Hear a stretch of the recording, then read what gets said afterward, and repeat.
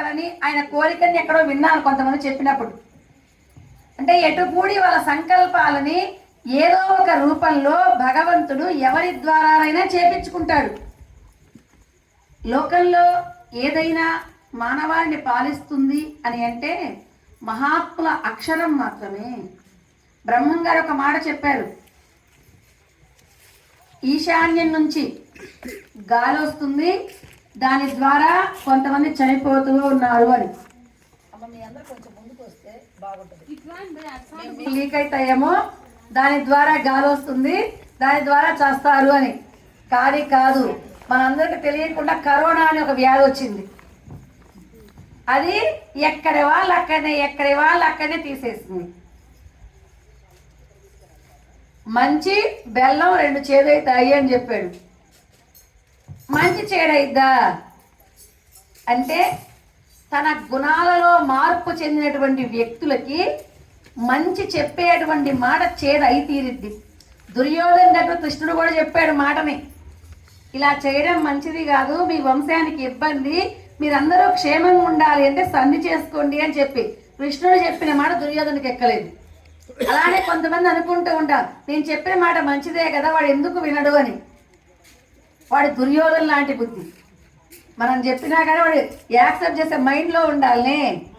ఈ రజోగుణం అనేటువంటిది మానవుడిలో ఎక్కువగా ప్రవృద్ధిని చెంది మానవుడికి మంచి చేసేటువంటి అలవాటు కానీ, మంచి చెప్తే వినే అలవాటు కానీ, మంచిని ఆలోచించే బుద్ధి కానీ తగ్గిపోతుంది కలియుగంలో.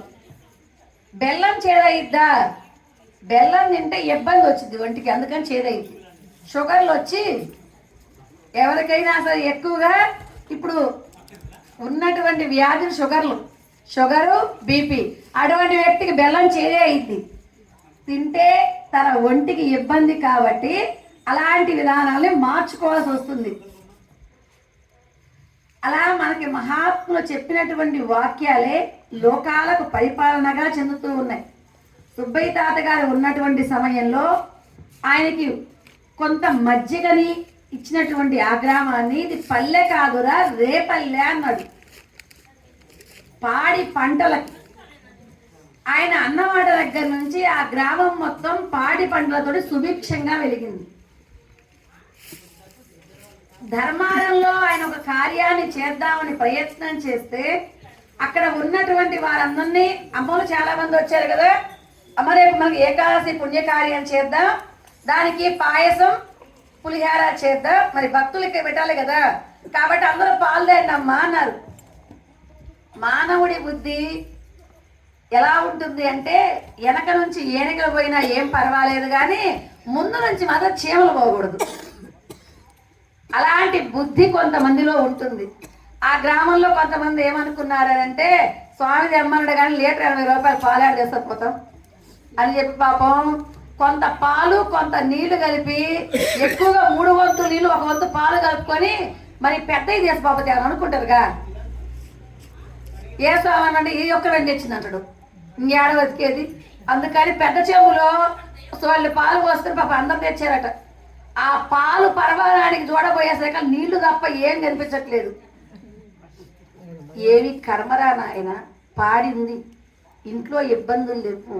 ఇలాంటి సమయంలో దైవ కార్యానికి కనీసం నా వంతుగా ఇవ్వాలని బుద్ధి లేకుండాందే ఇది ధర్మంగా ఏడుంటుందా, కర్మంగా మారక అని చెప్పాడు. ధర్మారం పేరు కాస్త కర్మారంగా మార్చాడు మహనీయుడు.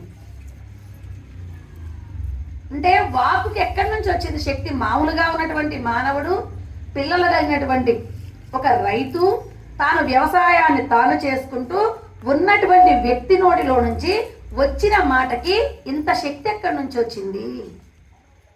అక్షర పరబ్రహ్మమైన పరమాత్మ ఎవరైతే ఆశ్రయిస్తారో, ఇక్కడ పని మానుకోమని చెప్పలేదు, కుటుంబాన్ని వదిలేయమని చెప్పలేదు.